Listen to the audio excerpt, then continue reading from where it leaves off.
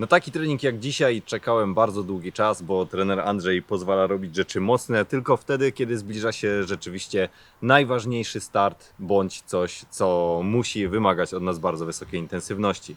Dzisiaj na rozkładzie mamy na początku 5 razy 30 sekund, później 4 razy 10 minut i 5 razy 30 sekund znowu.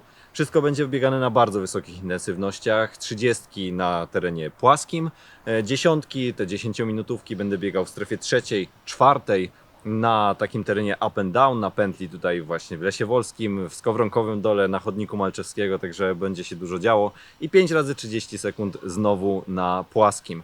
Zakładane tętna są dosyć wysokie jak na mnie, to są już właściwie moje tempa startowe, czyli do 172 na 10-minutówkach, natomiast na 30 zobaczymy jak najszybciej uda mi się pobiec. Ja teraz ruszam na 30 minut, później ruszamy w część główną treningu i na koniec jeszcze będzie 30 minut, łącznie 2 godziny mocnego biegania, mocnej roboty, ale jestem podekscytowany i już czekam na to, jak mi się przede wszystkim te 10-minutówki będzie biegało.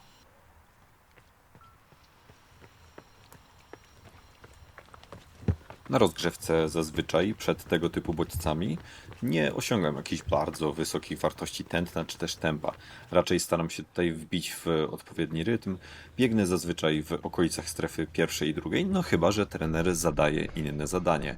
Staram się jednak wprowadzić organizm w wyższą intensywność. Zaczniemy sobie stamtąd, tu żeby mieć jedynkę, żeby jak będziemy mieć przerwę, no to sobie pociśniemy w tamtą stronę, nie? W sensie tutaj zjedziemy, no i zaczniemy stamtąd, nie? Żeby tam zdążyć, no maks do 3 minut pomiędzy tymi 30 a 10-minutówkami. No, więc podbiegnę teraz jeszcze kawałek tam, no i stamtąd te 30 będziemy zaczynać.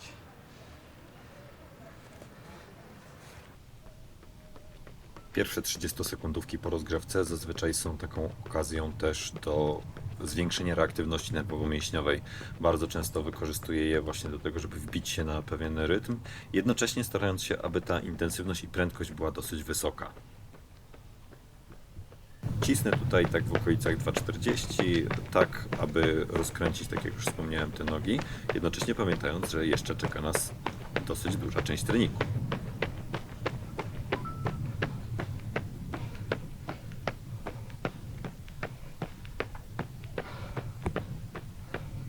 Szybko w miarę. 2,40. 30-sekundówki wykonywane też przed oraz po zakończeniu treningu progowego dają nam też możliwość wbicia na początku naszego układu nerwowego na wyższy poziom, na angażowanie większej ilości włókien motorycznych, a jeśli byłyby to nieco dłuższe odcinki, pozwalają nam też popracować nad buforowaniem kwasu mlekowego. Tutaj nie było akurat takiej potrzeby, natomiast staraliśmy się, aby, tak jak już wcześniej wspomniałem, ta intensywność i prędkość była dosyć wysoka, tak aby pobudzić moją biomechanikę, mój układ ruchu do nieco wyższej pracy. Jesteśmy w stanie to później wykorzystać w biegach trailowych właśnie dzięki temu, że mamy wyższy zapas jakby tych dostępnych włókien mięśniowych, które możemy wykorzystać w trakcie dłuższego wysiłku. Często już po takich odcinkach krótkich, szybkich, bieganych dynamicznie wiadomo jak noga tego dnia podaje.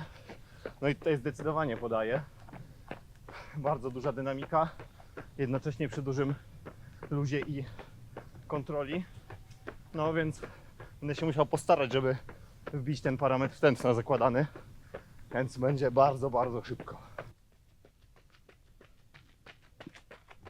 Pętla, na której biegam te podbiegi i zbiegi też, to jest taka klasyczna, można powiedzieć, pętla w Lesie Wolskim, która ma około 2 km długości i biegnie przez Skowronkowy Dół, później trasą GPK, później skręcamy na chodnik Malczewskiego i zamykamy pętlę u góry.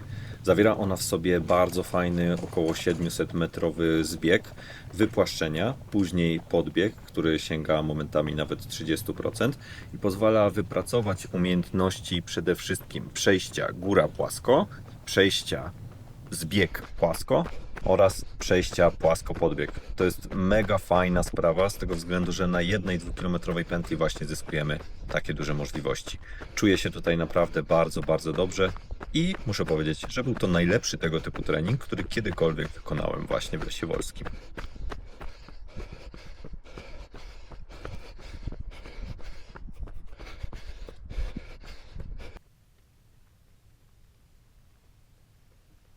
Pierwszy odcinek średnia 3,56.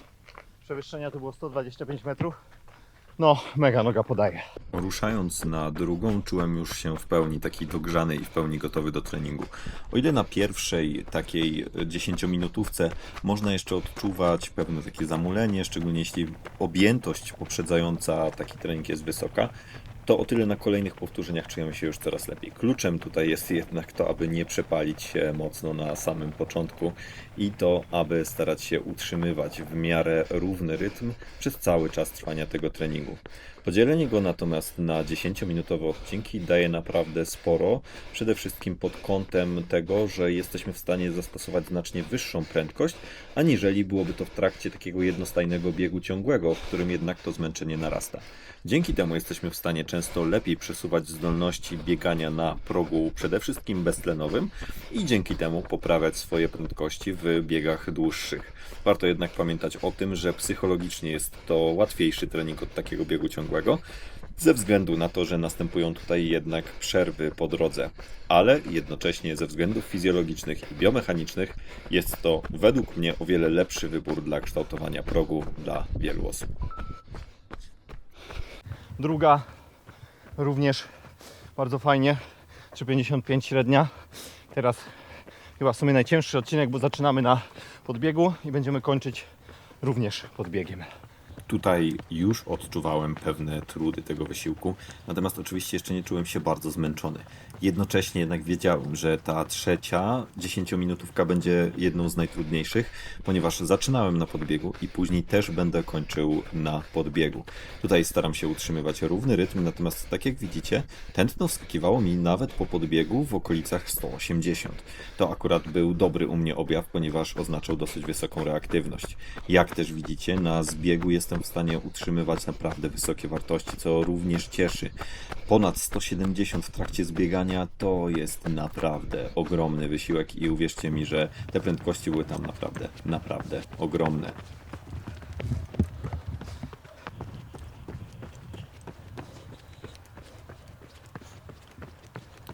Udając się na czwarte powtórzenie, również czekała mnie końcówka na podbiegu. Jednakże nie przeszkadzało mi to. Tak jak widzicie, utrzymuję naprawdę bardzo wysoką prędkość na dużych nachyleniach. Na 20% było to nawet poniżej 6 minut na kilometr, więc prędkości ogromne. Tętno skacze już, tak jak wcześniej wspomniałem, w okolice nawet 180, jednakże chcieliśmy utrzymywać na tym treningu bardzo wysokie wartości. Zbiegam po raz kolejny utrzymując intensywność, co jest bardzo istotne. Zauważcie, że cały czas na zbiegu wykorzystuję to napieranie takie do przodu.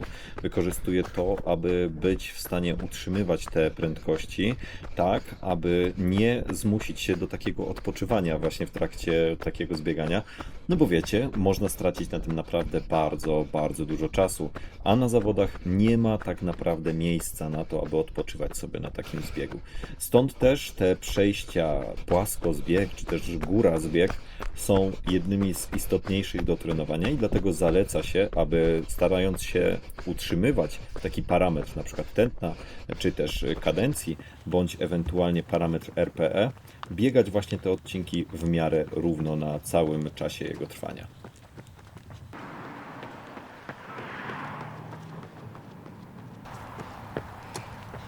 Robimy ostatnie 30-sekundówki, jeszcze 4, no i czuć już powoli zmęczenie mięśniowe.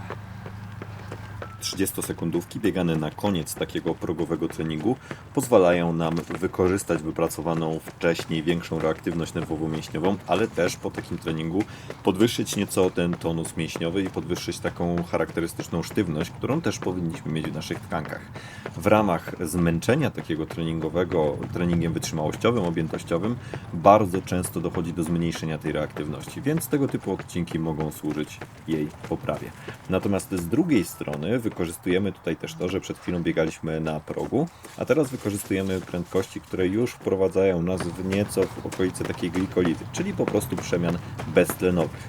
Dzięki temu nasz organizm uczy się, jak biegać właśnie w takich warunkach, jak wykorzystywać wyższe wartości prędkości, na przykład na koniec takiego treningu, co później przekłada się na zawody, ponieważ jesteśmy w stanie wykorzystać i wykrzesać z siebie więcej w momencie, w którym jesteśmy znacznie bardziej zmęczeni. 10-minutówki. Każda następna, można powiedzieć, że była cięższa. Też z tego względu, że trzecia i czwarta miały więcej dystansu pod górę. Więc to też było wymagające, ale prędkości jakich jeszcze nie osiągałem.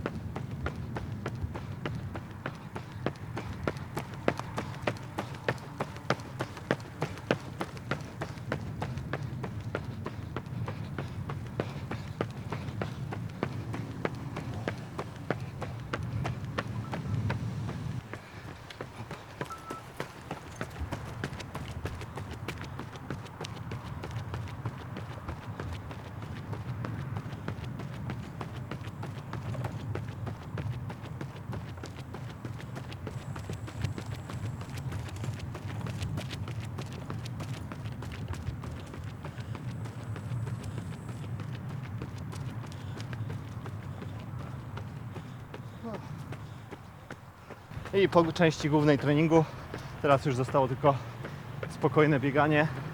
Było mega mocno, ale takie fajne odczucie, jak się jest w formie, że nawet jak ciśniemy mocno i na granicy tego progu beztlenowego nawet, to kurczę, czujemy, że możemy i że to dałoby się trzymać przez bardzo długi czas, pomimo tego, że osiągałem dziś naprawdę wysokie wartości tętna. Takie też zresztą było założenie. Jestem mega zadowolony, szczególnie z tego, że też potrafiłem jeszcze później przekręcić nogę na płaskim, więc no forma rośnie i oby tak tylko do Mistrzostw Świata.